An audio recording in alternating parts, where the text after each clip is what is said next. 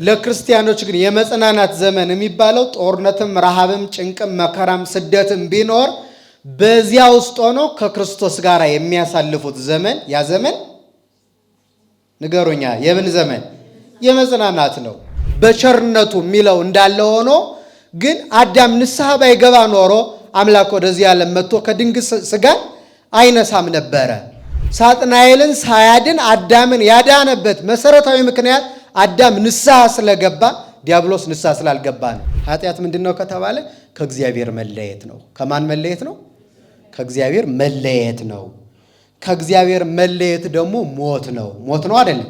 ከእርሱ ጋር መኖር ሕይወት፣ ከእርሱ መለየት ደግሞ ሞት ነው። ሞት ደግሞ ከአጋንንት ጋር መወዳጀት ነው። በስመ አብ ወወልድ ወመንፈስ ቅዱስ አሃዱ አምላክ አሜን። ይትባረክ እግዚአብሔር አምላከ እስራኤል ዘአብጽሐነ እስከዛቲ ሰዓት በሀብቱ ስቦ በረድኤቱ አቅርቦ ለዚህ ሰዓት ያደረሰን ቅዱስ አምላካችን እግዚአብሔር ስሙ ለዘለዓለም የተመሰገነ ይሁን። ለቃል ርደት ለሥጋ እርገት ምክንያት የሆነች የባሕርያችን መመኪያ እመ አምላክ ወላዲተ አምላክ የነቢያት ትንቢት የሐዋርያት ስብከት የሰማዕታት እናት የጻድቃን እመቤት የደናግል የመነኮሳት ሁሉ መመኪያ የሁላችን ተስፋ የሰው ሁሉ ባሕሪ በጎሰቆለበት ወራት ያልጎሰቆለ ባሕሪ ይዛ አምላክን በሕቱም ድንግልና ጸንሳ በሕቱም ድንግልና የወለደች ወላዲተ ቃል እመቤታችን ክብርና ምስጋና ይድረሳት። በጸና ሃይማኖት በቀና ምግባር የተጓዙ ቅዱሳን ሁሉ ክብርና ምስጋና ይድረሳቸው። ለእናንተም እንዲገባችሁ ወንድማችን ዘማሪ ዲያቆን ዮሴፍ ሁላችሁ በዚህ ጉባኤ ያላችሁ በክርስቶስ ወንድሞችና እህቶች የምትሆኑ በእግዚአብሔር ስም እንደምን ሰነበታችሁ? እንደምን አላችሁ? እንኳን አደረሳችሁ። በቸርነቱ ብዛት ጠብቆ ከመዓቱ ሰውሮ ይቅርታውን አብዝቶ ለዚች የተወደደች ቀን ስላበቃን ተነግሮና ተቆጥሮ ስለማያልቅ ቸርነቱ ስሙ ለዘላለም የተመሰገነ ይሁን።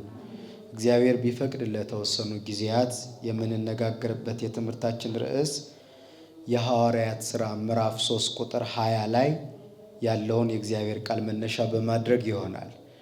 ወይመጽእ ለክሙ መዋዕለ ሳይል እምቅድመ ገጹ ለእግዚአብሔር ነስሑ፣ ከእግዚአብሔር ፊት የመጽናናት ዘመን እንዲመጣላችሁ ንስሐ ግቡ በሚል ኃይለ ቃል እንማማራለን። አምላካችን ምስጢሩን ይግለጥልን። ቃሉን የተናገረው ሊቀ ሐዋርያት ቅዱስ ጴጥሮስ ነው። በተለይ ሐዋርያት ወንጌልን ለመስበክ በዓለም በተሰማሩበት ወራት በጣም ብዙ መከራ ተቀብለዋል፣ ተገርፈዋል፣ ታስረዋል፣ ብዙ ፈተና ደርሶባቸዋል። በክርስቶስ ማመን ብቻውን በተደላደለ ሕይወት እንድንኖር አያደርግም። ማለት ክርስቶስ የሄደበት መንገድ እንደምታውቁት ከቤተልሔም ጀምሮ እስከ ቀራንዮ በጣም ብዙ ውጣ ውረድ ያለበት መንገድ ስለሆነ ክርስቶስን እንከተላለን የሚሉ ክርስቲያኖች የሚያልፉበት ውጣ ውረድ እንደዚያው ያለ ነው። ምናልባትም ሕይወታችን በጣም መከራ የሌለበት ከሆነ በክርስቶስ ለማመናችንም ያጠራጥራል። አሁን አንዳንድ ሰዎች ሕይወታቸው ጥሩ ሲሆንና መከራ የሌለበት ሲሆን እግዚአብሔር በምሕረቱ እየጎበኛቸው እንደሆነ ያስባሉ እንጂ ብዙ አባቶቻችን ግን መከራ የሌለበት ሕይወት ሲጀምሩ በጣም ነው የሚጨነቁት። እግዚአብሔር በረድኤት ተለይቶኛል ማለት ነው የሚሉ እንዳሉ በቅዱሳን ሕይወት ውስጥ በብዙ ቦታ አግኝተናል። ስለዚህ በዚህ ምክንያት የክርስቶስ ተከታዮች ስለሆኑ መከራ ደርሶባቸዋል። ዮሐንስና ጴጥሮስ አይሁድ አስረው ገርፈዋቸዋልና የግርፋታቸው ምክንያት በስሙ አምነው ስላስተማሩ ነው። ከዚያ በኋላ ከሁሉ በላይ ደግሞ ድውይ ይፈውሱ ነበር፣ ጋኔን ያወጡ ነበረ። ይሄን በማድረጋቸው በማን ኃይል ነው ይሄን ያደረጋችሁት እያሉ ያስሯቸው ይገርፏቸው ነበረ። አሁን ያለውንም ቃል ቅዱስ ጴጥሮስ የተናገረው በዚህ ምክንያት ነው። አንድ የታመመ እና የተቸገረ ሰው ሐዋርያት ይፈውሱና በማን ኃይል ይህን አደረጋችሁት ብለው ሲጠይቋቸው መዳን በሌላ በማንም የለም፣ ከሰማይ በታች እንድንበት ዘንድ የተሰጠን ስም የትኛው ነው? ክርስቶስ ኢየሱስ ነው ብለው መሰከሩላቸው። በእኛ ዘመን በጣም ከፍተኛ በብዙ ሰዎች ዘንድ ክፉ ማለት ጉዳት ደረሰበት አይባልም የመጽሐፍ ቅዱስ ጥቅስ፣ ግን ባልሆነ ነገር ተተርጉሞ እንደውም የሌላ ሰው ጥቅስ ወይም የኛ ቤት ጥቅስ ሁሉ እስካይመስለን ድረስ በማይሆን መንገድ ከተተረጎሙ ጥቅሶች አንዱ ይሄ ነው። መዳን በሌላ በማንም የለም። እንደውም በየቲሸርቱ ሁሉ ጥቅሱ ተለጥፎ እኛም ስናየው ሁሉ አንድ ሰሞን እንፈራ ነበር። ኦርቶዶክስ ራሱ ይሄ የነሱ ጥቅስ ነው ብለን ሁሉ መድበነዋል። ግን ኦርቶዶክሳዊ ቃል ነው። መሰረታዊ የድህነታችን ትምህርት ነው። ይሄ መዳን በማን ስለሆነ? በክርስቶስ ነው። ይሄ ማለት ግን ቅዱሳን አያማልዱ ማለት አይደለም። እዚህ ውስጥ እኮ ሰው ሲረዱ አየናቸው። የረዱትን ሰዎች በማን ኃይል ነው አሏቸው። በራሳችን አይደለም። በማን ነው? በኢየሱስ ክርስቶስ ኃይል ነው። ስሙ ሕይወት መድኃኒት ነው። በዚህ ምክንያት ነው ያደረግነው አሏቸው። ከዛ ቀጥሎ ቅዱስ ጴጥሮስ ይነግራቸዋል። እናንተ ሰቅላችሁ የገደላችሁት የአብርሃም የይስሐቅ የያዕቆብ አምላክ እግዚአብሔር ነው። የቀደሙት አባቶቻችሁ እናንተም ዛሬ ባለማወቅ እንዳደረጋችሁት እናውቃለን። የቀደሙትም የእናንተ አባቶች የሕይወት ራስ ክርስቶስን ሰቅለው ገለውታል። ግን ባለማወቅ ነው። ሐዋርያው እንዳለው ሶበሰኬ አይመሩ እሚሰቀልዎ ለእግዚአብሔር ስብሐት፣ ቢያውቁስ ኖሮ የክብርን ጌታ ምን ባላሉት ባልሰቀሉት ነበረ። ስለማያውቁ በድንቁርና ስለተያዙ አለማወቅ ትልቅ መከራ ስለሆነ የሕይወትን ራስ ገደሉት። እሱ በፈቃዱ ቢሞትም እነርሱ ግን ሕይወታቸውን ከራሳቸው አራቁ፣ አንፈልግም አሉ። የሆነው ሆኖ ኃጢአታችሁ እንዲደመሰስላችሁ ከእግዚአብሔርም ፊት የመጽናናት ዘመን የሚባለው ሰው በክርስቶስ አምኖ ተጠምቆ ንስሐ የገባ ሥጋው ደግሞ እየተቀበለ የሚኖርበት ዘመን ነው የመጽናናት ዘመን የሚባለው። አሁን ሰው በሌላ መንገድ ሊያየው ይችላል። ምንድን ነው የመጽናናት ዘመን? በነገራችን ላይ ጦርነት የሌለበት፣ በሽታ የሌለበት፣ ረሃብ የሌለበት አንዱ ሊሆን ይችላል፣ ግን በጣም ማይነሩ ነው ይሄ።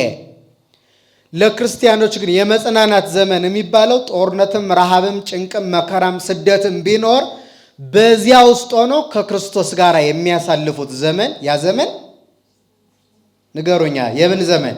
የመጽናናት ነው። ይችሉታል ማለት ነው። በጣም የሚከብደው ግን በረሃብ፣ በስደት፣ በጦርነት፣ በበሽታ ውስጥ ሆኖ ደግሞ ከክርስቶስ ርቆ መኖር አያሳዝንም? በጣም ሁለቱም የለው፣ የስጋም የነፍስም ሐሴት የለውም። እና ይሄ ነው። ስለዚህ ሐዋርያው ምን አላቸው? ወይመጽእ ለክሙ መዋዕለ ሳይልም ቅድመ ገጹ ለእግዚአብሔር ነስሑ፣ ከእግዚአብሔር ዘንድ የመጽናናት ዘመን እንዲመጣላችሁ ምን በሉ? ንስሐ ግቡ አላቸው።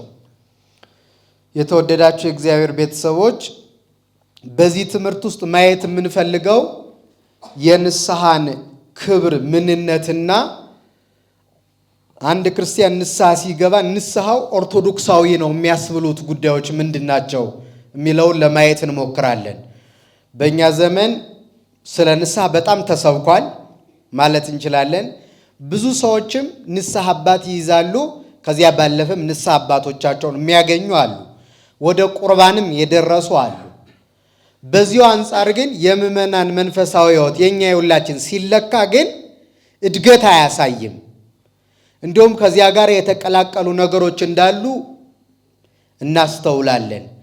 ምንድነው ከተባለ ንስሐችን ትክክለኛው ኦርቶዶክሳዊ ካልሆነ የሚያመጣው ውጤት ከጥንቱ የከፋ ሊሆን ይችላል። ምክንያቱም በበጎ ነገር ውስጥ የሚደረግ ክፋት ደግሞ መድኃኒት የለውም።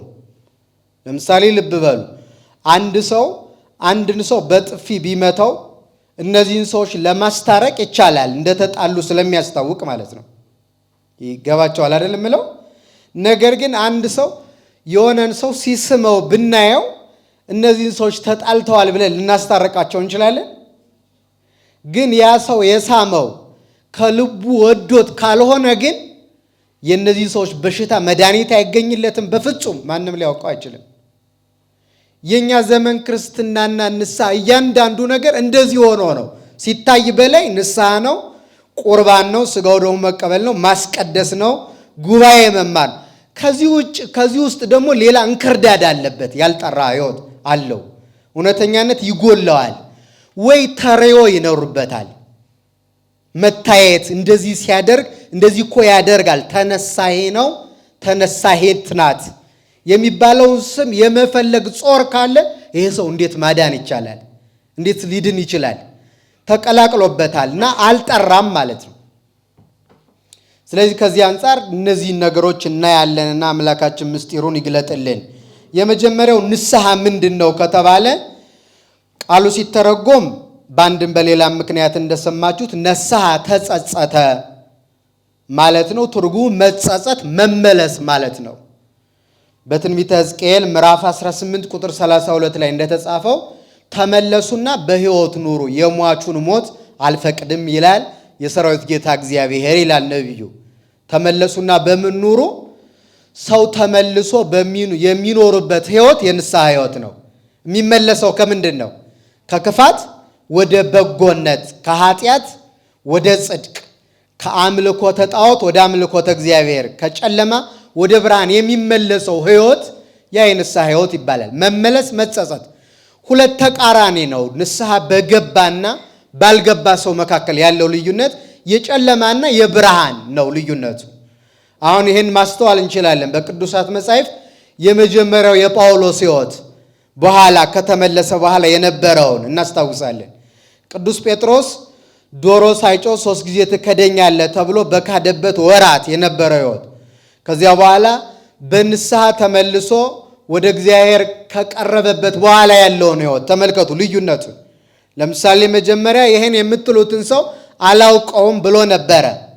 በኋላ ግን ወደ ሕሊናው ተመልሶ የሰራውን በደል ሲያስብ ወወፃ አፍአ ወበከየ ብካየ መሪረ፣ ወደ ውጭ ወጥቶ ትዝ አለው የአምላኩ ቃል። ወደ ውጭ ወጥቶ መራራ ልቅሶ አለቀሰ። ምን አለቀሰ? መራራ ልቅሶ። ከዚያ በኋላሳ በፍርሃት ምክንያት ክርስቶስን አላውቀውም የሚል ሰው በኋላ የቁልቁሊት ተሰቅሎ ለክርስቶስ ያለውን ፍቅር እስከ መግለጽ ደረሰ። ሁለቱ አይለያይም? የመጀመሪያውና ሁለተኛው። የቅዱስ ጳውሎስ መጀመሪያ በክርስቶስን ያመኑትን ክርስቲያኖች ሐዋርያትን በመንገድ እየያዘ ያሳድዳቸው፣ ያስራቸው፣ ያሳስራቸው ነበረ። በኋላ ግን ያሳድድ የነበረው ተሳዳጅ ሆኖ ራሱ በመልእክቱ ገልጿል። በፊት ባለማወቅ አሳዳጅ የነበርኩትን እግዚአብሔር በፍጹም ቸርነቱ ጎበኘኝ ይላል። ተመለሰ፣ የሚሳደድ ሆነ፣ አብሮ ከነርሱ ተቆጥሮ መከራ የሚቀበል ሆኗል። ስለዚህ ሁለት ተቃራኒ ሕይወቶች ናቸው። በንስሐ አለመኖርና በንስሐ ውስጥ መኖር ማለት። ስለዚህ መመለስ፣ ጌታም በወንጌል እንዳስተማረው ካልተመለሳችሁ እንደ ሕፃናትም ካልሆናችሁ ከቶ የእግዚአብሔር መንግሥት ምን አትሉ አትወርሱም ብሎ አስተምሯል ማለት ነው። ስለዚህ ቃሉ ቀጥታ ትርጉሙ ይሄ ነው። ወደ ምስጢራዊ ትርጉሙ ስንሄድ ግን ንስሐ እግዚአብሔር ሰውን የመውደዱ መገለጫ ናት ይላሉ አበው። እግዚአብሔር ሰውን ለመውደዱ አንዱ መገለጫ ንስሐን መስጠቱ ነው። ከበደልነው በኋላ እንደገና ተጸጽተን ከእርሱ ጋር አንድ የምንሆንበት ልዩ ሕይወት ሰጥቶናል። ስለወደደን ነው። በዚህ ዓለምም ካሉ ሰዎች የሚለየው ይሄ ነው።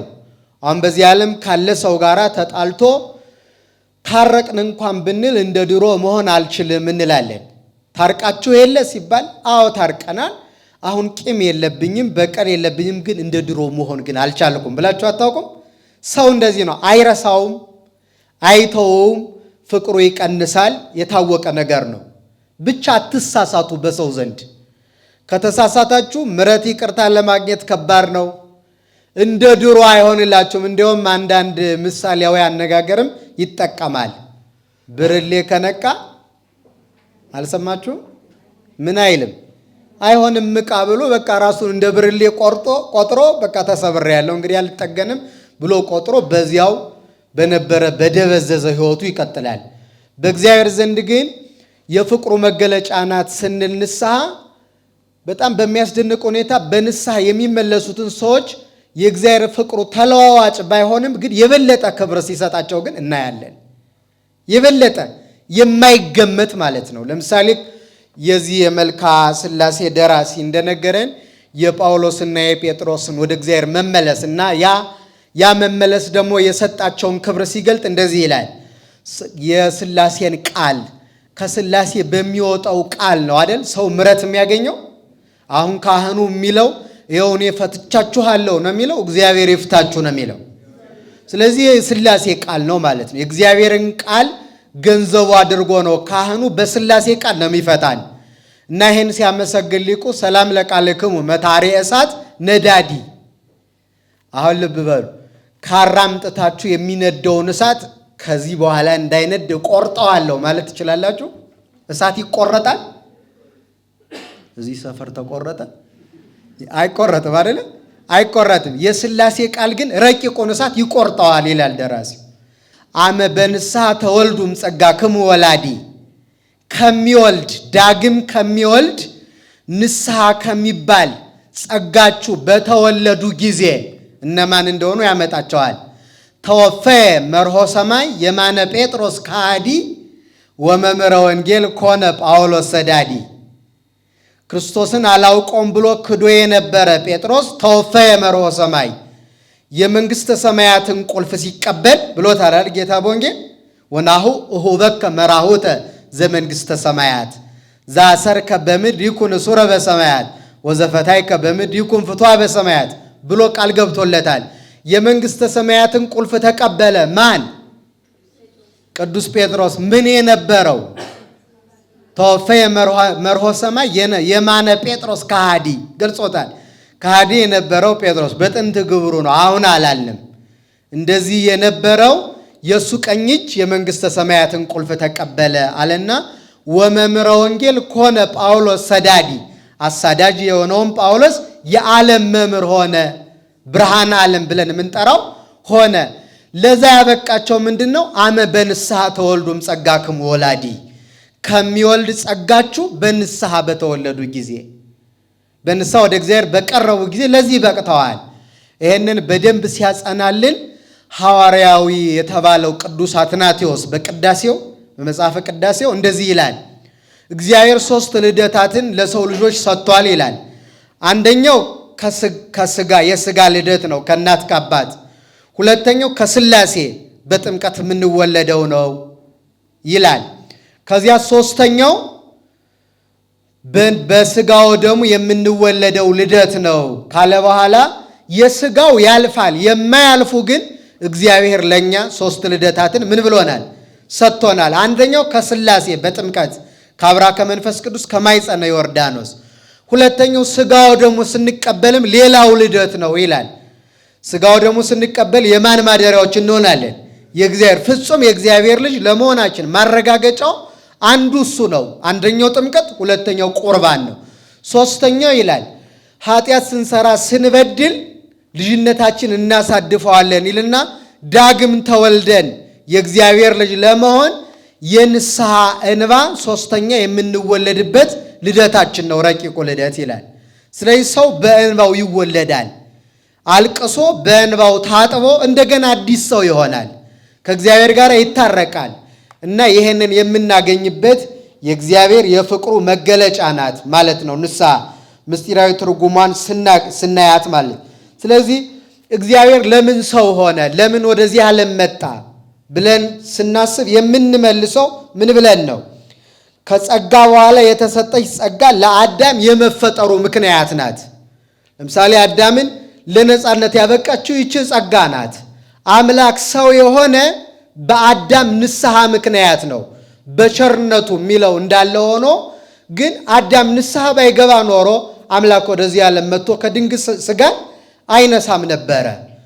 ለዚህ ማረጋገጫው ሳጥናኤል በበደለ ጊዜ እግዚአብሔር አላዳነው። ያላዳነው ለምንድን ነው? ንስሐ ስላልገባ ነው። ሳጥናኤልን ሳያድን አዳምን ያዳነበት መሰረታዊ ምክንያት አዳም ንስሐ ስለገባ፣ ዲያብሎስ ንስሐ ስላልገባ ነው። ለንስሐም ዝግጁ የሆነች ሕሊና የለችውም ዲያብሎስ። የአዳም ግን የሚጸጸት ሕሊና ስላለው በንስሐ ወደ እግዚአብሔር ቀርቦ ለቃል ኪዳኑና ለምሕረተ እግዚአብሔር ብቁ ሆኗል። ለቃል ኪዳኑ በሐሙስ ዕለት ወበመንፈቃ ለዕለት እትወለድ እምወለተ ወለትከ ወድክ ውስተ መርህብከ ወእትቤዘወከ በመስቀሌ ወሞቴ የሚለውን ቃል ኪዳን ለመስማት የበቃው በንስሐው ነው። ይህንን የሐዲስ ኪዳን መተርጉማን ውዳሴ ማርያምን ሲተረጉሙ ይሄንን በምሳሌ ያስቀምጠውልናል። ዛሬ እንደውም ዓርብ ነው። ዓርብ ሁል ጊዜ በምንደግመው በመጽሐፉ እንደምናገኘው በውዳሴ ማርያም ዘዓርብ ቅዱስ ኤፍሬም ዘዚአነ ሞተ ነሳ ወንቲያሁ ሕይወተ ወሃበነ የእኛን ሞት ወስዶ የእርሱን ሕይወት ሰጠን። ክብር ያለው ጌታ የእርሱን ሕይወት ሰጥቶ የእኛን ሞት ወሰደ ብሎ የተናገረው ሲተረጉሙ ከራዲዮን የሚባለውን ወፍ በምሳሌ ያመጡልናል። ነጩ ወፍ ወደ በሽተኛ የሚቀርበው የማይድን ከሆነ አይቀርበውም፣ የሚድን ከሆነ ምን ይለዋል? ይቀርበዋል። ያ ወፍ የመድኃኔዓለም ምሳሌ ነው።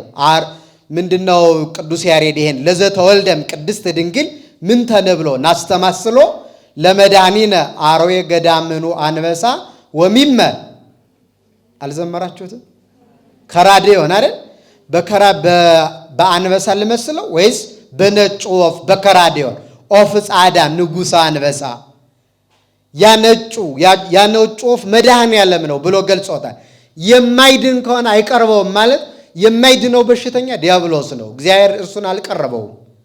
የምትጸጸት ሕሊና የለችውም። ወደ አዳም ግን ቀረበ። አፉን ካፉ ገጥሞ ወፉ እስትንፋሱን በሽታውን ወሰደ የበሽተኛውን። ጌታም የአዳምን ባህሪ አድርጎ ምን አለ? አዳምን ከሞት ከቁራኝነት ከመከራ አድኖታል ማለት ነው እንደምናውቀው። ስለዚህ ለአዳምም ለድነት የመብቂያው ምክንያት ናት ንስሐ ማለት። የሥጋም የነፍስም ፍቱን መድኃኒት ናት። የነፍስ ብቻ እንዳይመስላችሁ ወንድሞችና እህቶች፣ የሥጋም ጭምር ነው። በዚህ ዓለም ሰው በሥጋ ከሚያጋጥሙት መከራዎች ሁሉ ለመዳን ንስሐ ትክክለኛዋ መድኃኒት ናት። አሁን ሥጋችን ታማሚ ነው፣ እንጨነቃለን፣ እንጠበባለን፣ ሰላም የለንም፣ ደስታ የለንም፣ እረፍት የለንም። ይሄ በነፍሳችን ስንታመም የነፍሳችን በሽታ ለምናችን ይተርፋል? ለሥጋችን ይተርፋል። የታወቀ ነው። ነፍስ ከታመመ ሲጀመር ሰው አሁን ነፍሱ እየቆሰለችና እየታመመች ሲሄድ ቀጥታ ወደ ሥጋ ደዌ ነው የሚቀየረው። ለምንድን ነው ሰዎች አሁን ተጨንቀው ሰላም አጥተው ወደ ሳይካትሪ ይሄዳሉ አይደል? ታመው እየበላ አይደለም ምግብ፣ ይሄ ሰው እየጠጣ ከሰው ጋር አያወራም፣ ማህበራዊ መስተጋብሩ ሁሉ ይቆማል። ምን ሆኖ ነው? ነፍሱ ታማ። የነፍሱ ህመም ለምኑ በቃ ለሥጋውም ጭምር ለሌላውም ሁሉ ይተርፋል። የሚገርማችሁ ደግሞ ሰው ነፍሱ ጤነኛ ስትሆን የነፍሱ ጤንነት ወይም ቅድስና ለምኑ ይተርፋል? ለሥጋው ይተርፋል። ቅዱሳን የነፍሳቸው ቅድስና ጤንነት የሚባለው እሱ ነው። ለሥጋቸው ስለተረፈ ነው በመቃብራቸው ሄደን አጽማቸውን ሥጋቸውን ተሳልመን በረከት የምናገኘው። ሌላውን ደግሞ በነፍሱ የታመመውን በመቃብሩ አካባቢ እንኳን ልናልፍ እንፈራለን። ሰይጣን ይኖራል ብለን ነው የምናስበው። ደግሞ ምንም ጥርጥር የለውም። በቅዱሳን መቃብር ሰይጣን አይኖርም። ነፍሱ ታማ የነፍሱ በሽታ ለሥጋው በተረፈ ሰው ደግሞ አካባቢ እሱ አይጠፋም። ሄደን መቼም በረከት እናገኛለን ብለን እዚህ አካባቢ ጊዜ አናሳልፍም። አይደለም ነው? እያሳለፋችሁ ነው በዚህ ባሉት ሐውልቶች። ለማንኛውም ተጠንቀቁ። እንደዚህ የምንላት ናት ማለት ነው። ሌላኛው ደግሞ ትንሣኤ ቀዳማዊ ትባላለች ንስሐ። ትንሣኤ ምን? በነገራችን ላይ ሞትም ሁለት አይነት ነው፣ ትንሣኤም ሁለት አይነት ነው። በብዙ መንገድ ልንተረጉመው እንችላለን። ትንሣኤ ሁለት አይነት ነው የምንለው የመጀመሪያው ምንድን ነው?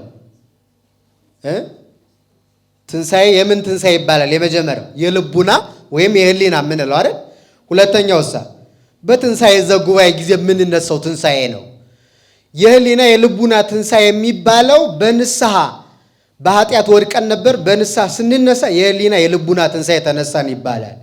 ሁለተኛው ትንሣኤ ጌታ ሲመጣ የምንነሳው ነው።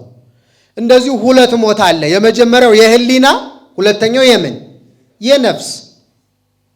የሥጋ የማይቀር ስለሆነ ማለት ነው፣ ለሁሉም የማይቀር ስለሆነ የነፍስ የህሊናና የልቡናን አንድ ብናደርግ ደግሞ የሥጋ ሞት ሁለተኛ ይሆናል። ስለዚህ ሰው በልቡናው በህሊናው ከሞተ ወይም ደግሞ በኃጢአት ተይዞ ተስፋ ቆርጦ የሚኖር ከሆነ የነፍስ ትንሣኤ የለውም። ይህ ማለት ከእግዚአብሔር ጋር መኖር አይችልም። ወይም ደግሞ በትንሣኤ ዘጉባኤ ጊዜ ሥጋው በክብር ትንሣኤ ምን አይልም፣ አይነሳም። እለሰ ሰናየ ገብሩ ይትነሱ ውስተ ትንሣኤ ዘለ ክብር፣ በጎ የሰሩ የክብር ትንሣኤ ምን ይላሉ? ይነሳሉ። እለሰ እኮ የገብሩ ይትነሱ ውስተ ትንሣኤ ዘለሐሳር ክፉ የሰሩ ደግሞ የሐሳር ትንሣኤ የውርደት ትንሣኤ ይነሳሉ እንደተባለው ይሆናል። ስለዚህ ንስሐ ምንድናት? ቀዳማዊ ትንሣኤ ትባላለች። የመጀመሪያዋ ሰው ሳይሞት የሚነሳ ትንሣኤ ማለት ነው። እሱ ምንድን ነው? በኃጢአት ተሰነካክሎ ከወደቀ በኋላ አልቅሶ በእግዚአብሔር ቸርነት የሚነሳባት ናት። ሌላኛው አረጋዊ መንፈሳዊ የሚባል የቤተ ክርስቲያናችን አባት በመጽሐፉ በድርሳን 29 ስለ ንስሐ በሚገባ ገልጦ አስተምሮናል። መርከብ ይላታል ንስሐን። መርከብ መሻገሪያ ወደ ወደብ መድረሻ ናት። ንስሐም የዚህን ዓለም መከራ ሁሉ አልፈን ተሻግረን ወደ ወደብ ወደ መንግሥተ ሰማያት የምንደርስባት ናት። ጥልቁን ባሕረ ዓለም የምንሻገርባት ይላታል። ስለዚህ እሷን ይዘን እንድንጓዝ የቅዱሳን አምላክ እግዚአብሔር ይርዳል። መንፈሳዊት መጠጥ ትባላለች። የጠማው ሰው ውሃ ለመጠጣት ይቸኩላል፣ ከጠጣም በኋላ ይረካል። ንስሐም በነፍሱ የተጠማ ሰው ኃጢአት ዋዕይ ያመጣበት ቃጠሎ ያመጣበት ሰው ሊረካ የሚችለው በንስሐ ብቻ ነው። እርካታ ካለ ንስሐ በፍጹም ሊመጣ አይችልም። አሁን በዚህ ዓለም እቅድ እናቅዳለን። ሁላችንም ታውቃላችሁ፣ በሕይወታችን ውስጥ እናቅዳለን። እዚህ ትምህርት ቤት ገብቼ እንደዚህ አይነት ትምህርት ተምሬ እዚህ ንግድ እዚህ ስራ ገብቼ ገንዘብ አምጥቼ ቤት ሰርቼ መኪና ገዝቼ ትዳር ይዤ ልጅ ወልጄ ምናምን የሚል እቅድ አለን የለንም? መናንያን ናቸው መሰለኝ። የላችሁም እናንተ። ተስፋ አረጋለሁ የሆነ ቀን ይኖራቸዋል። እና እኔ የምረካው ብሎ የእርካታውን መለኪያ ይሄን የሚያስቀምጥ ሰው አለ አይደለ? በቃ እኔ ልረካ የምችል እኔ ላርፍ ልረጋጋና በቃ ምረካው ሳገባ ነው የሚል ሰው አለ የለም? ይኖራል። አላው የታወቀ ነው። እኔ በቃ ለሊናዬ ሊያርፍ የሚችለው መኪና ካልገዛው አላርፍም፣ ቤት አያስፈልግም እያልኳቸው አይደለም። ግን የእርካታ መለኪያውን ሰው አሳስቶታል። በዚህ ምክንያት እነዚህ ጋር የሚደርሳለ የማይደርስም አለ። ሲደርስ ያ ደስታ ወዴት ይምጣ? አግብቶም ደስ አይለውም፣ ልጅ ወልዶም ደስ አይለውም፣ ስራ ይዞም ደስ አይለውም፣ ስራ ቀይሮም ቤት ቀይሮም ቤት ገዝቶም ምናምን እንደሆነ በቃ ልረጋጋ የምችለው አሜሪካ ስሄድ ነው የሚልም አለ። ውጭ ስወጣ ነው። ወጣ ጭራሽ ባሰበት። ምንድነው ምክንያቱ? ይሄ ሰው ለምንድነው የማይረካው? ሰውን ሁሉ ልታረካው የምትችለው መንፈሳዊ መጠጥ ማናት? ንስሐ ናት። ከእግዚአብሔር ያልታረቀ ሰው በሕይወቱ ደስተኛ ሊሆን አይችልም። የደስታ ሁሉ ምንጭ ማን ስለሆነ? እሱ ሲመጣማ በነገራችን ላይ ይሄንን እንደ ጉድፍ ነው የምንቆጥረው። እሱ ወደ ሕይወታችን የቀረበ ጊዜ ኃላፊ ጠፊ የሆነውን ነገር ሁሉ እንደ ጉድፍ ቆጥረን እንደ ቅዱሳን ደስታችን በሌላ ይሆናል። እንደውም በጣም በሚያስገርም ሁኔታ እንኳን እነዚህን ልንቆጥራቸው ቀርቶ በመገረፍ በመታሰር በመሰደድ በስሙ በመታመም ደስተኛ የምንሆን አስገራሚ ፍጥረቶች ለመሆን እንበቃለን። ሐዋርያት ሲገረፉ የሚስቁ ነበሩ። በጣም የሚገርመው ማለት ገርፈው መከራ አሳይተው ሲያስወጣቸው እንደተሸለመ ሰው የተሾመ ሰው ደስታውን አስቡት። የተሸለመ ሰው ፊቱ ላይ ደስታ ይነን እንደዛ እያሉ ነው የሚወጡ። ምን ሆነው ነው ብትሉ ተገርፈው። የተገረፈ ሰው እንደዚህ ይሆናል? ግርፋት እንኳን ደስታቸውን የማይቀማቸው ሰዎች የሆኑበት መሰረታዊ ምክንያት ከእርሱ ጋር መኖራቸው ነው። እርሱም ብሏቸዋል፣ እያሃድገክሙ ጓለ ማውታት እኮኑ እናት አባት እንደሌለው ሰው አድርጌ ምን አለላችሁ? እናት አባት ሁሉ እያለን እኮ ደስተኛ አይደለንም። በዘመድ ተከቦ ሐዘንተኛ የሆነ ሰው አለ። ከሰው ጋር ነው የሚኖረው፣ ግን ውስጡ ሐዘን ነው። ምክንያቱ ምንድን ነው?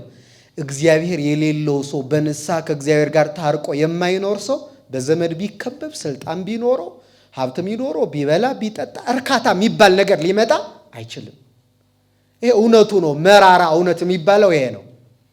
ስለዚህ እናት አባት እንደሌለው አልተዋችሁም ማለት እናት አባት በማጣት የሚመጣውን ሐዘን እንዳይገጥማችሁ ከዚያ የበለጠ ደስታ ሰጥቼ አሳርፋችኋለሁ ነው። ጥቂት ጊዜ ታዝናላችሁ፣ ግን ትደሰታላችሁ። ደስታችሁን ግን የሚቀማችሁ የለም። ሐዘናችሁ ወደ ደስታ ይለወጣል። ደስታችሁ ግን አይቀማም። የማይቀማ ደስታ ምን አይነት ነው? እስኪ አሁን የኛ ዘመን ደስታ እኮ የቀበሮ እኮ ነው። ቀበሮ ፍጥረታት የሚታወቁበት ነገር አለ። ክርስቲያኖች ፍጥረታት በጎላ የሚታወቁበት። አሁን እኛ የምንታወቀው በምንድን ነው? ታዋቂ አይደላችሁም ማለት እኛ አሁን ሰው የሚታወቀው በምንድን ነው? በተፈጥሮ እንግዲህ ባያረገው ስሙን በመቀደስ ክብሩን በመውረስ ነው አይደል? ሰው የሚታወቀው የተፈጠረበት ዓላማ ነው። ከዚያ ውጭ በሞት የሚታወቁ አሉ። ሞት የሚጸናባቸው ፍጥረታት አሉ። ሕይወት የሚጸናላቸው አሉ። ሕይወት የሚጸናባቸው ስለማይባል ማለት የሚጸናላቸው አሉ። ምጥ የሚጸናባት ፍጥረት አለች። ምጥ ብዙ ፍጥረት አለበት አምጦም ይወልድ ማለት ግን በጣም የምታምጥ ፍጥረት አለች። ዋልያ የምትባል 6 ወር ነው የምታምጠው። የመጨረሻው እሷ ናት። እግዚአብሔር ኢዮብን በመከራው ጊዜ ለማጽናናት ይችን ፍጥረት ነው የነገረው። ይችን ፍጥረት 6 ወር እንድታምጥ ያደረኳት ጨካኝ ስለሆንኩ ይመስልሃል ብሎታል። እና እሷን እያሰበ እንዲጽናና መክሮታል። በእሷ ምክንያት ማለት ነው። ስለዚህ ሌሎቹም እንደዚሁ ናቸው ማለት ነው። ግልጽ ነው አይደለ? እየሰማችሁ ነው? ስለዚህ በዚህ የሚታወቁ አሉ በእያንዳንዱ ማለት ነው። ስለዚህ ሰውም የሚታወቀው ከእግዚአብሔር ጋር በመኖር ነው ብለናል አይደለ? ከእግዚአብሔር ጋር በመኖር ነው። ከእግዚአብሔር ጋር ስንኖር ደግሞ ደስታችን የማይቀማ መሆን አለበት። የኛን ዘመን ደስታ ግን የቀበሮ ደስታ አድርጎታል ማለት ደስታ የማይጸናላት ፍጥረት ናት ማለት አላት፣ ግን ቶሎ ነው የሚጠፋው። ምንድነው የሚያስደስታት ካላችሁ ጣዝማ ማር አለ፣ መሬት ተቆፍሮ ነው የሚገኘው እና ድንገት በዚያ ስትመላለስ ጣዝማ ያለበትን ቦታ ታየዋለች፣ ቀበሮ ማለት ነው። ከዛ ምን ታደርጋለች? በቃ ጣዝማ ማር አገኘው ብላ ትዘላለች። አሁን መዝለል ነበረ የሚያስፈልገው ማር ሲገኝ መዝለል ያስፈልጋል። እዚህ ላይ ልትዘሉ ነው መሰል ያሰባችሁት። ለማንኛውም ትዘላለች እና ስትዘል ቆይታ በኋላ ዝላይዋ ሲያበቃ ጣዝማው ያለበት ይጠፋታል። ከዛ የለም። አሁን እንግዲህ ምን ሊሆን ነው ማለት ወደ ለቅሶ መመለስ ያደስታ ጠፋ ወዲያ እና አበው ምን ይላሉ? 8ኛው ሺህ ነገሮች ሁሉ ባሉበት የማይጸናበት በጣም ተለዋዋጭ የሰው ስሜት የፍጥረት ስሜት ሁሉ የሚለዋወጥበት ዘመን ስለሆነ እሷ ራሱ በስላ ይላሉ።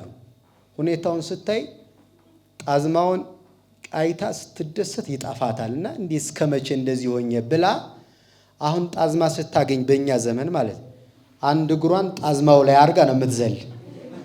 ጥሩ ነው አይደል? ብላት ነው እንደሱ ያለ ጥበብን በሰጠን ሌላው ቀርቶ እናን ተመልከቱ። ስለዛ አሁን የአብዛኛው ሰው ደስታ እንደዚህ ነው። ልክ ደስታ እግዚአብሔር በህይወቱ ኃላፊም ቢሆን ሲሰጠው ዝላይ ውስጥ ነው የሚገባ።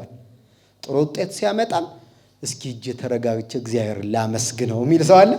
የለም። በቃ ወደ መጠጥ ይኬዳል፣ ወደ መዝናናት ይኬዳል። ሰዎች 12ኛ ክፍል ሲጨርሱ የት ነው የሚሄዱት? ሲያልቅ ክላስ ኢንድ ሲሆን ምን ይሆናል? ላይፍ ኢንድ ነው እንደሚሆነው። መጨረሻ ወደ የት ይሄዳል? ዛሬ ፓርቲ ያለን እንዝናና ምናምን ይባላል። ዝላይ ማለት እኮ እሱ ነው። ከዛ ይዘሉና ያን ቀን ሰክረው ድንግልናቸውን አጥተው ከእግዚአብሔር ተለያይተው በልቅሶ ወደ ቤታቸው ይመለሳሉ። በጣም ነው የሚያሳዝን ይሄ። በዚህ ምክንያት በህይወታችን ውስጥ የሚመጡ ነገሮች ሁሉ ቶሎ ያልፋሉ። ፍጹም ደስታ እናገኝ። ፍጹም ደስታ የሚገኘው ከማን ዘንድ ነው? ከእግዚአብሔር ዘንድ ነው። እሱም በንስሐ ነው ማለት ነው። ሐሳባችን ወደ መጠቅለል ስንሄድ ይህ አባት መጠጥ ናት ይልና ድልድይ ናት ይላል። ኃጥአንን ወደ ቅድስና ከሃዲያንን ወደ ሃይማኖት የምትወስድ ድልድይ ናት መሻገሪያ ይላል። መንፈሳዊ የጦር ዕቃ ናት። ዲያብሎስን ድል የምንነሳባት ማለት። በሌላ መንገድ ድል አይነሳም ሰይጣን። ድል የሚነሳው በንስሐ ህይወት ነው። በንስሐ የተመለሰ ህይወት በአጋንንት ማህበር ከባድ ሐዘን ይፈጥራል። ልክ ድል እንደተነሳ ሰራዊት ማለት።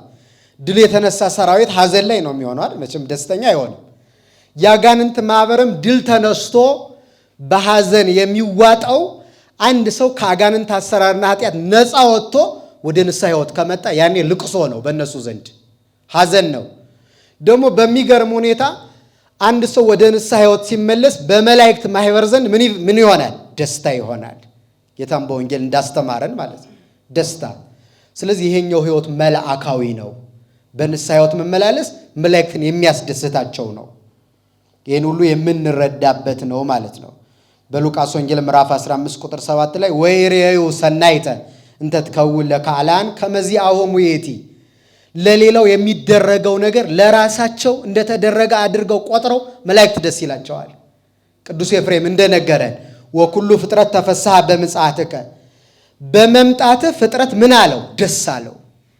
ፍጥረት ሁሉ ነው ደስ ያለው መላእክትን ጨምሮ።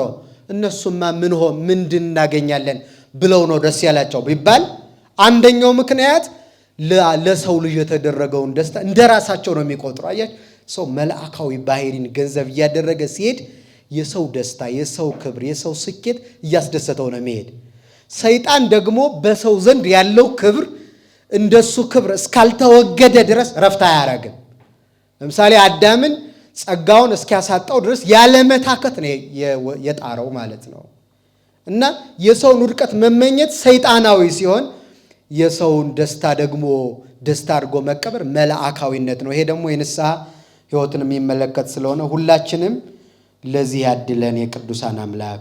ለምንድን ነው ንስሐ የምንገባው ከተባለ ኃጢአት ስለምንሰራ ነው። ኃጢአት ምንድን ነው ከተባለ ከእግዚአብሔር መለየት ነው። ከማን መለየት ነው? ከእግዚአብሔር መለየት ነው። ከእግዚአብሔር መለየት ደግሞ ሞት ነው። ሞት ነው አይደለም? ከእርሱ ጋር መኖር ሕይወት፣ ከእርሱ መለየት ደግሞ ሞት ነው። ሞት ደግሞ ከአጋንንት ጋር መወዳጀት ነው። ሰው ከእግዚአብሔር ሲለይ ከማን ጋር ይወዳጃል? ከእርሱ ጋር ሲኖር ደግሞ ከአጋንንት ይለያል። እና ከእርሱ ደግሞ ተለይቶ መኖር ይቻላል የሚለው በጣም ከባድ ነገር ነው። በነገራችን ላይ በዚህ ዓለም እጅግ ከሚወዱት ሰው ጋር ተለይቶ መኖር ይቻላል አይቻልም? በጣም ከምትወዱት ሰው ጋር። አሁን ፍቅረኛ ቢኖራችሁ ይኖራችኋል ብዬ ተስፋ አደርጋለሁ። ቢኖራችሁ ወንዶቹ ከፍቅረኛችሁ በጣም ከምትወዷት ፍቅረኛችሁ ተለይታችሁ መኖር ይቻላል? አዎ። አይ እሱን ተውት፣ በኋላ ብናወራ ይሻላል። በግል በማህበር ስለማይሆን ሴቶችሳ በጣም የምታፈቅሩት ፍቅረኛችሁ ከልባችሁ ከሱ ተለይታችሁ መኖር ትችላላችሁ? በጣም የሚገርመው የምትንፍስ የሚል ሰው የለም። ግን በየቲክቶኩና በየምናም በተገኘው አጋጣሚ ግን እንደዚህ አይነት ቃላትን ምንጠቀም እኛ ነን። አሁን አንዳንድ ወንድ በልቤ ጎጆ ሰርተሻል የሚል ሰው አለ። አሁን የምን ጎጆ ነው እዛ ውስጥ ያለ? እግዚአብሔር ያሳያችሁ። አሁን ሴቶቹ ደግሞ በፍጹም ያለ አንተ መኖር አልችልም በቃ እስትንፋሴ ምናምን የሚሉም አሉ። ግን አሁን እዚህ ጨዋ ነው የምንመስለው። እንግዲህ እግዚአብሔር ያውቃል። ለማንኛውም ግን ይከብዳል። ግን እውነት ነው። ፍቅሩ ከልብ ከሆነ እውነቱን እንነጋገር ከተባለ አይከብድም? ይኸው አሁን ተናገሩ፣ እውነታቸው ይከብዳል። ምንም ጥርጥር የለውም። የምትወዱት ሰው አሁን እኛ ዘመን ያ ፍቅር በጣም ስለቀዘቀዘ ነው እንጂ በጣም በጣም ከባድ ነገር ነው። በጣም ከባድ ነገር ነው። እና ስለ ነፍሳችን በቃ ታማ ነው እንጂ እውነት ለመናገር ከእግዚአብሔር ተለይታ ከነዚህ ሰዎች ነገ ልንጣላ እንችላለን፣ አብረን ላንቀጥል እንችላለን። ሰው ጠባዩ ሊለወጥ ይችላል። በጣም የሚገርሙ የሚወዷቸውን ሰዎች የገደሉ ሰዎች አሉ። በዓለም የማይፈጠር ታሪክ የለም። ግልጽ ነው አይደለም? እና ይለወጣል። የዚህ ዓለም ነገር በሙሉ ይለወጣል። እግዚአብሔር ግን አይለወጥም። የማይለወጠውን አምላክ ግን ምንም ሳይመስለን ከእርሱ ጋር ያለን ህብረት ተጣልተን በኃጢአት ስንኖር ግን አይገርማችሁ እንዴት አይነት ልምድ እንደሆነ። እንደውም ዮሐንስ አፈወርቅ ምን ይላል? አንዲት የማታውቃትን ሴት እንደውም እርሱ ዘማ ይላታል። ዘማ ናት፣ መልከ መልካም ናት፣ ግን ነፍሷ በኃጢአት የተጠመደች ናት። ብዙ ጊዜ በዚህ ዓለም ይሄ መልካቸውና ክብራቸው ዝናቸው ጣዖት ያልሆነባቸው ሰዎች አምልጠው የእግዚአብሔር ባሪያ ይሆናሉ። የማን ባሪያ ይሆናሉ? አምልጠው እንደነ ቅድስት አርሴማ ያሉት ማለት። ቅድስት አርሴማ በጣም ቆንጆ ናት፣ ግን ያ ቁንጅናዋ ጣዖት ሳይሆንባት እኔ ክርስቶስ ሙሽራ ነኝ ብላ አመለጠችው ይሄንን ዓለም። ከዛ ውጭ ግን በዓለም አንድ እውነት አለ። የሆነ የተለየ ጸጋ ያላቸው ሰዎች ተፈታኞች ናቸው። በጣም በሰይጣን አሰራር መልክ አለን ብለው የሚያስቡ በዚህ ምክንያት ብዙ ጊዜ በዝሙት ሕይወት የሚኖሩ ሰዎች በጣም መልከኞች ናቸው። ከዚያ ሁሉ የሚመጣውን የሰይጣን ወጥመድ ከንቱ ውዳሴ ማምለጥ አይችሉም። ነፍሳቸው ደግሞ ደካማ ናት። ጸሎት የለ፣ ጾም የለ፣ ስግደት የለ፣ ማምለጥ አይችሉም። እና ያ ስለሆነ ያችን ዘማ መልኳን አይተህ ደንግጠህ ይላል ዮሐንስ አፈወርቅ የዮሐንስ ወንጌልን ሲተረጉም ስለ ክርስቶስ ፍቅር ማለት እሷን ተከትላት እወድሻለሁ እያልክ ትከተላታለህ። እሷ እንዳትከተለኝ ታስጠላኛለህ ሚሉ አሉ። አትበሉ ግን እናንተ ታስጠላኛለህ እያለች እየሰደበችህ እየሰደበችኝማ ክብሬን ነክታኝ እንዴት ይሆናል ብለህ ወደ ኋላ አትመለስም። ተከትላት እስከ መጨረሻው ትሄዳለህ። እግዚአብሔርን ግን ከዘማ ሴት አሳነስከው ይላል። እግዚአብሔር እሷን እየሰደበች እየፈለካት ነው የተከተልካት። እርሱ ግን ንጹሕ አምላክ ቅዱሱ በእሷና በእሱ መካከል ያለው ልዩነት ተመልከት። እሱ ግን አንተ እየተከተልከው አይደለም፣ እየተከተለ እየፈለግህ ከእርሷ አሳንሰው ጥለው ሄደሃል ይላል። እና አይቆጭህም ወይ? ንስሐን ስናስብ ይሄ ነው። ኃጢአት ይሄን ያህል ነው፣ ከእግዚአብሔር መለየት ነው። እና በቸርነቱ የንስሐ ልብ ሰጥቶን ወደ እርሱ ተመልሰን እንድንኖር አምላክ ይርዳን። ሌላኛው ለሰው ልጅ ከአምላኩ በመጽሐፍ ተጽፈው ከተሰጡት በህሊናው ከተቀረጹት መልካም ሕግጋት በሙሉ ተቃራኒ የሆነች የክፉ ተግባር ውጤት ናት ኃጢአት። በህሊናችን ከተጻፉት ትእዛዛት በመጻሕፍት ከተጻፉት በዚህ ዓለም ካለው ደግ ነገር በሙሉ ተቃራኒ የሆነች የክፉ ተግባር ውጤት ናት። ሰው ኃጢአት ከሰራ በኋላ በመጽሐፍም በመምህራንም ከተነገሩና በዚህ ዓለም በሰዎች ሕይወት ከሚገለጡ በጎ ነገሮች ሁሉ ተጣልቶ ነው የሚኖረው። ኃጢአት የምትባለው ይቺ ናት። ከዚያ ቀጥሎ ደግሞ አንዳንድ ሰዎች እንደውም እንደዚህ ይላሉ፣ እኔ ክፉ አልሰራ፣ እኔ ሰው አልሳደብ፣ በቃ እኔ አልጸልይም፣ አልጾምም፣ ለሰው ግን ክፉ የለኝም የሚሉ ሰዎች አሉ። እና ይህንን ማር ይስሐቅ የሚባል አባት ሲመልስ ምን ያህል ኃጢአት መሆኑን ሲገልጽ እንዲህ ይላል፣ እስመ እግዚአብሔር ይኮንነን በውእቱ ዕለት በእንተ ሀዲገ ዘምሮ ይላል። በቃ እኔ አልዘመርኩም ዛሬ ግን አልዘፈንኩም የሚል ሰው አለ። በቃ ለምን በቃ ተፋቱኛ የሚልም ሰው አለ። ያሰር ነው ይመስል ማለት እንደዚህ የሚል በቃ እኔ ለሰው ክፉ ነገር የለኝም እና እህል መብላት ምንድን ነው ችግሩ? እንዲያውም ደግሞ ዋናው ወደ አፍ ካፍ የሚወጣው ነው ብሎ መጽሐፍ ቅዱስን ብልሽሽት አድርጎ ይተረጉማል። እግዚአብሔር ይሁነንና ከዚያ እንደዚህ ይላል፣ እግዚአብሔር ይኮንነን በውእቱ ዕለት በእንተ ሀዲገ ዘምሮ ወይ በእንተ አጽርዖ ጸሎት። እግዚአብሔር በዚህ ቀን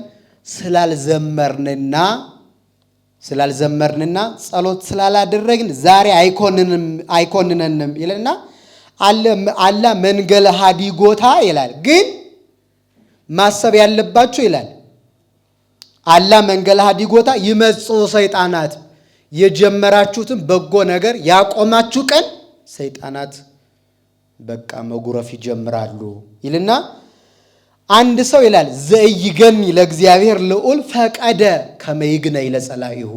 እግዚአብሔርን ማመስገን ካልፈለገ የግዴታ ማንን ያመሰግናል? ሰይጣን። አለማመስገኑ ራሱ ለማን ደስታ ነው? ሰይጣንን አስደስቷል። በዚያ ቀን አለመዘመሩ ብቻ አይደለም፣ ባለመዘመሩ ማን ደስ ይለዋል? በዕለቱ ሰይጣንን የሚያስደስት ስራ ሰርቷል ማለት ይሄ ኃጢአት ነው አይደለም? ነው፣ ሰይጣንን ማስደሰት ነው። ስለዚህ የበጎ ተግባር ሁሉ ተቃራኒ ናት ኃጢአት። በጠቅላላ ኃጢአት ድህነት ነው። ኃጢአተኛም ድሃ ይባላል በመጽሐፍ። የመጨረሻው ድሃ ኃጢአተኛ ሰው ነው። ገንዘብ ያጣ አይደለም ድሃ የሚባለው፣ ዕውቀት ያጣ አይደለም፣ ሀገር ርስት ያጣም አይደለም፣ ልብስ ምግብ ያጣም አይደለም። የመጨረሻው ድሃ ኃጢአተኛ ሰው ነው። በዚህ ምክንያት አሁን እኛ ሀብታሞች ነን፣ ድሆች ነን። እዚህ ውስጥ ብዙ ባለ ሀብት አለ ማለት ነው። ብዙ ባለ ሀብት ጥቂት ሰዎች ስለምትናገሩ በነቢዩ በኢሳይያስ ትንቢት እንደዚህ ተብሎ ተገልጿል። መዝሙር 61 ቁጥር 1 ላይ ለድሆች ወንጌልን እሰብክ ዘንድ ልኮኛል የሚል ቃል አለ። ለማን? ወንጌል የሚሰበክ ለድሃ ብቻ ነው እንዴ? በቁስና በኢኮኖሚ ካረግ ነው ወንጌል የሚሰበከው ለማን ነው? ለዓለም አይደለ? ምንድነው ጌታ ያላቸው? ሁሩ ወመሃሩ ወስብኩ ወንጌለ ለድሁሃን ነው ያለው ወይስ ለኩሉ ፍጥረት? ለፍጥረት ሁሉ ወንጌልን ምን በሉ ስበኩ ነው ያለው እንጂ ለድሆች ብቻ ስበኩ አላለም። ታዲያ ለድሆች ወንጌልን እንድሰብክ ልኮኛል ያለው ጌታ ነው። ድሆች እነማን ናቸው ከተባለ ለኃጢአተኞች ማለት ነው። ዓለም ደግሞ በኃጢአት ተይዟል አልተያዘም? በመንጸፈ ደይን ወድቋል፣ በግራ አጋንንት ይረገጣል። ስለዚህ ልጅነት የራቀው ከእግዚአብሔር የተለየው ዓለም በኃጢአት የተያዘው እግዚአብሔር ከዚህ ድህነት ነፃ ያውጣል። ለምሳሌ አንድ ሰው የኛን ዕቃ ወይም ሞባይል ቢሰርቀን ማለት ነው ከኛና ከሱ በጣም የተጎዳው ማን ነው? አይውሸት ተጎዳው የያዘው ፋይል እኮ አትሉ? እውነቱን እኮ ነው መናገር ያለብን። አሁን የምትናገሩት እውነተኛው ትምህርት ነው። እኛ ውስጥ ያለው ግን እሱ አይደለም አይደል?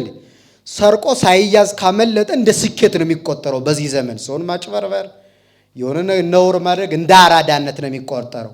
የመጨረሻው ድሃ ግን በጣም የደህየው የተሰረቀው ሳይሆን ምን ያለው ነው የተሰረቀው ስጋዊ ድሃ ነው የሚሆነው፣ ወይም ደግሞ ቁሳጣ በቃ ይተካዋል። ያኛው ምኑን ነው የተሰረቀ? መንፈሱን። ቁስ ሰርቆ መንፈሱን ተሰረቀ። ከዚህ በላይ ድሃ ሰው አለ? ድሃ አለ? የለም። እግዚአብሔር ከዚህ ገላግለን። ሌላኛው ወህኒ ቤት ነው ኃጢአት። እርሱም ደግሞ ሂዶ በወህኒ ላሉ ነፍሳት ሰበከላቸው ይላል ቅዱስ ጴጥሮስ። ወህኒ ቤት ነው። ስለዚህ ኃጢአት ዕዳ ነው ማለት ነው። አሁን በወህኒ ቤት ያለ ሰው መብት አለው የለውም? አለው ዘንድሮ የለውም አይደል? አንድ ሰው ተወንጅሎ ወይም በሆነ ምክንያት እስር ቤት ከገባ እዚያ ውስጥ ምን ነገር ቢሆን እንደዚህ እያረጉኝ ነው ቢል የሚሰማው አለ? አሁን እኛ በምንኖርበት ዘመን እኮ የመጨረሻ ተሰሚነት የሌለን ሰዎች እንባለው እኛ ነን። ማን ይሰማናል? አሁን እኛን በምድር ላይ ይሰማናል? ደህና መሻችሁ። አሁን እኛን ማን ይሰማናል? ኢትዮጵያውያን ኦርቶዶክሳውያን ማን ነው የሚሰማን? እግዚአብሔርም ይሰማናል ብላችሁ ይሰማናል ያርግላችሁ። እንደዚያ ብሎ ማመኑ ጥሩ ነው፣ ግን ዝም ብለን እንደ ልማድ አድርገ ነው እንዳይሆን ማለት። እግዚአብሔር የሚሰማው ሰው አለ የለም? የታወቀ አይደል? እሱ እንዲሰማን ሆነን ሳንገኝ ይሰማናል ብንል ራሳችን መደለላችን ነው። ግልጽ ነው። ጆሮ የሌለው ሆኖ አይደለም። ልመናችን ግን በፊቱ ሞገስ ኖሮት ሊቀርብ የማይችል ሰዎች ከሆንስ ምን ይደረጋል? እና እግዚአብሔር የሚቀበለው መስዋዕት አለ፣ ጸሎት አለ፣ የታወቀ ነው። ብሎም ያውቃል። መስዋዕታችሁን አልቀበልም፣ ጾማችሁን አልቀበልም፣ ምህላችሁን አልቀበልም፣ በቃ ተውት አልቀበልም ብሎ ያውቃል። በነቢዩ በኢሳይያስ አድሮ ምን ሆናችሁ ነው? ምን ሆነ ነው ካላችሁ እየጾማችሁ እየጸለያችሁ ግን እስመ ተመላ እደዊክሙ ደመ፣ እጃችሁ ደም ተሞልቷል፣ ግን ትጾማላችሁ፣ ትጸለያላችሁ፣ ምህላ ትመልላላችሁ። አልቀበልም። እሺ ምንድነው ታዲያ መፍትሄው ካላችሁ ምን ሆኑ? ታሐጸቡ ወንጹሐነ ኩኑ። ስለዚህ የሚሰማው ሰው ምን አይነት ሰው ነው ማለት?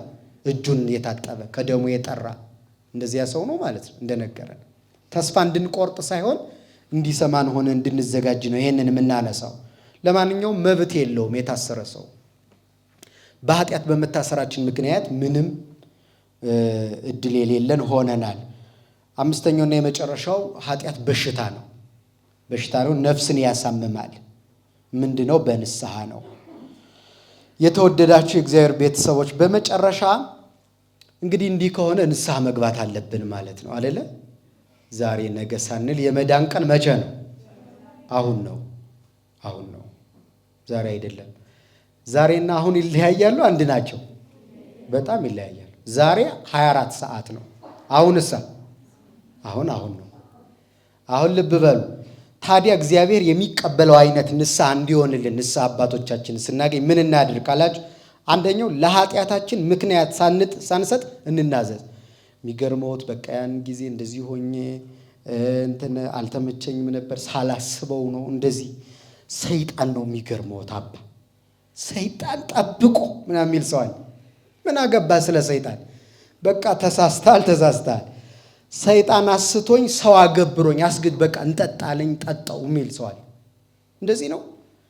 ባጭሩ እውነተኛ ንስሐ የሚባለው ለኃጢአት ምክንያት ሰይጣን አስቶኝ ሰው አገብሮኝ ወይም አስገድዶኝ ሳይሉ ንስሐ ምን ማለት መግባት፣ ሙልጭ አድርጎ ማለት ነው። በደንብ ዝርዝር አድርጎ መግባት። ይስማማችኋል? አዎ ይሻላል። እንዲገባ አድርጎ ኃጢአትን ሳያሽሞነሙኑ ምናምን እንደ ሳይንስ ሳያረጉ እንደ ፍልስፍና ሳያረጉ በቃ መናገር እንደዚህ ሆኗል። ለምን ካላችሁኝ ካህኑም አይንቀንም፣ የማን እንደራሴ ስለሆነ አይታዘበንም፣ የእግዚአብሔር እንደራሴ ስለሆነ እግዚአብሔርም ይህን በመስራታችን እንዲሁም በመናገራችን የበለጠ ያከብረናል። ነቢዩ እንዳለ ልበ ትሑተ ወየዋህ ኢይሜነን እግዚአብሔር። የዋሁን ልብ ማለት የዋህ ሰው ማለት የሰራውን ኃጢአት ይህን ሰርቻለሁ ብሎ በግልጽ የሚናገር ነው። የዚህን ሰው ልቡን እግዚአብሔር አይንቀውም ብሏል ነቢዩ ዳዊት። አይንቀውም፣ ኢይሜነን እግዚአብሔር አይንቅም። አንደኛው ይሄ ነው። ሁለተኛው ንስሐ ከገባን በኋላ ካህኑ ቀኖና ይሰጠን። ቀኖና ሲሰጠን ምክንያት አለ መስጠት ለቀኖናው። አባ ጾም እንዳይሰጡኝ የሚል ሰው አለ። ቀኑ ጾም እንዳይሰጡኝ ለምን ሲል ልቤን ያመኛል። ከዚያ ስገድ ሲለው ደግሞ ወገቤን ያመኛል ይላል። አሁን ይህን ሰው እንዴት አድርጎ ማዳን ይቻላል? መድኃኒቱን በሙሉ ዶክተር ሲያዝለት ይሄም አይስማማኝም የሚል በሽተኛ እንደማለት ነው። እንዴት አድርጎ ማዳን ይቻላል? እንደዚህ አለ። ሶስተኛ በራሳችን በመፍረድ እና ራሳችን በመንቀፍ ላይ እኔ ነኝ በቃ የተሳሳቱ እኔ ነኝ ያጠፋሁት ማለት። ከዚሁ ጋር ተያይዞ ውሳጣዊ ትሕትናን ገንዘብ ማድረግ በውጭ አይደለም። አሁን የአብዛኛው ትሕትና ውጫዊ ሰላም እንልና ልባችን ውስጥ ግን ከፍተኛ ትዕቢት አለ። ውሳጣዊ ትሕትና የሚባለው ግን ራስን በእግዚአብሔር ፊት አዋርዶ ለንስሐ ምን ማለት መቅረብ። ውሳጣዊ ትሕትና የሚባለው እሱ ነው። ይሄ እውነት ያደርገዋል። ያን የጠፋው ልጅ ሲመለስ ያለው ትዝ ይላችኋል። አባቴ በሰማይም በምድርም ምን ብያለሁ? በድያለሁ ብሎ ራሱን ወቀሰና ከእንግዲህ በኋላ ልጅህ ልባል አይገባኝም። ውሳጣዊ ትሕትናና በራስ መፍረድ ራስን መንቀፍ የሚባለው ይሄ ነው። ሶስተኛው። አራተኛው ጸሎት ወብዝሃ ንብብ መዓልተ ወሌሊተ መጸለይ ኃጢአታችን ይቅር እንዲለን። ከዚያ ውጭ ደግሞ ከተቻለ ማልቀስ። የሆነን ሰው እንኳን የምንወደውን ሰው እንደበደል ነው ያወቅነው ቀን እናለቅሳለን አናለቅስም? አዎ እናለቅሳለን። እግዚአብሔርን እንደበደል ነው ከተሰማን ላለማልቀስ ምክንያት አይኖረንም። እና እንደዚህ አይነት ስሜት እንዲሰማን እግዚአብሔር ይርዳን። ይህን ነቢዩ ዳዊት ወአሐጽብ ኩሎ ሌሊተ አራትየ ወተሐውከት እምአት ዓይንየ በእንባዬ አልጋዬን አራስኩት ወተሐውከት እምአት ዓይንየ የቁጣ እንባ የመጸጸት እንባ ከማውጣቴ የተነሳ ዓይኔ ታወከ። እስመ ሐመደ ከመ እክል ቀማይኩ አመዱን እንደ እህል ቃምኩት ወስቴኒ ምስለ አንበየ ሰተይኩ መጠጤን ከእንባዬ ጋር ጠጣሁት። ውሃ ስጠጣ እንባዬ በዚህ እየወረደ ውሃው ጋር ይጨመራል ይላል ነቢዩ ዳዊት። ንስሐውን የተቀበለለት ለዚህ ነው። አምስተኛ ርራዬ መራራት ምጽዋት መስጠት በንስሐ ጊዜ ለምሕረተ እግዚአብሔር ያበቃል። ከዛ ሌላኛው በማን አለመቆጣት፣ ቁጣን ማራቅ። ቁጣን የእግዚአብሔር አይደለም የማን ነው? የሰይጣን። አለመቀየም። ሰባተኛ ካህናትን እና አባቶችን መጎብኘት። በዚያ ወቅት ማለት በንስሐ ጊዜ መጎብኘት በሚችሉት መርዳት። ስምንተኛ ግፉአንን መርዳት። ወራት የባሰባቸው ሰዎች አሉ። የተራቡ፣ የተጠሙ፣ የተሰደዱ ከሀገራቸው የወጡ አሉ። የተገፉ የሚያለቅሱ እነሱን መርዳት። ንስሐን ፍጹም የሚያደርጉት 8ቱ ነገሮች እነዚህ ናቸው። በዚህ መንገድ ተጉዘን ወደ እግዚአብሔር ብንቀርብ እግዚአብሔር ለበለጠ ክብር ያበቃናል። አንዲት ምሳሌ ነግሬያችሁ ትምህርቴን ልቋጭ። አባ ያዕቆብ ይባላል። በመጽሐፍ በዚህ ዜና ሕይወቱ በጣም በስፋት የታወቀ ነው። ለትልቅ መንፈሳዊ ሕይወት የደረሰ ነው። ሰይጣን ቀንቶበት በዝሙትና በመግደል ሰው በመግደል ኃጢአት እንዲወድቅ አድርጎታል። እና የሆነውም አንዲት የንጉሥ ልጅ ታማ እሱ ወዳለበት ገዳም ጸበል ልትጠመቅ ትሄዳለች። እና ይሄ ሰው ጸልዮ አጥምቆ አዳናት። ሀብተ ፈውስ ነበረው። ከዚያ ስትመለስ ቤቷ እንደገና ህመሙ ተቀሰቀሰ። እንድትድን ከዚያው ትሁን ብሎ አባቷ ከገዳሙ እንድትቀመጥ አደረገ ከአባ ያዕቆብ ጋር። ሰይጣን በሕሊናው ክፉ ሐሳብ አምጥቶ ይችን ሴት በዝሙት ሐሳብ እንዲመለከታ ታደረገውና አጥምቆ ካዳናት አንዲት ብላቴና ሴት ጋር በዝሙት ወደቀ። ለብዙ ዘመን በምናኔ የኖረ ሰው ነው። ከዚያ አሁን በዚህ ነፍሱ ስትጨነቅ ሰይጣን መጣና አሁን ያለ አማራጭ አንድ ነገር ነው ከጭንቀት ለመላቀቅ። እሱም አንተ የተከበርክ ሰው ስለሆንክ ያደረከውን ነገር ለሰው ነግራብህ እንዳትዋረድ ይችን ልጅ ግደላት ይለዋል። እና ያን ምክር ሰምቶ ይችን ልጅ ይገላታል። አሁንም ጭንቀቱ ጨመረ እና መጨረሻ ላይ አሁንም ቀርቦ አሁንም አንድ ነገር ቀርቶሃል አለው። በዝሙት ስትወድቅ እና ይችን ሴት ስትገድል አንድ ሰው አይቶሃል። እርሱም ታናሽ ወንድሟ ነው።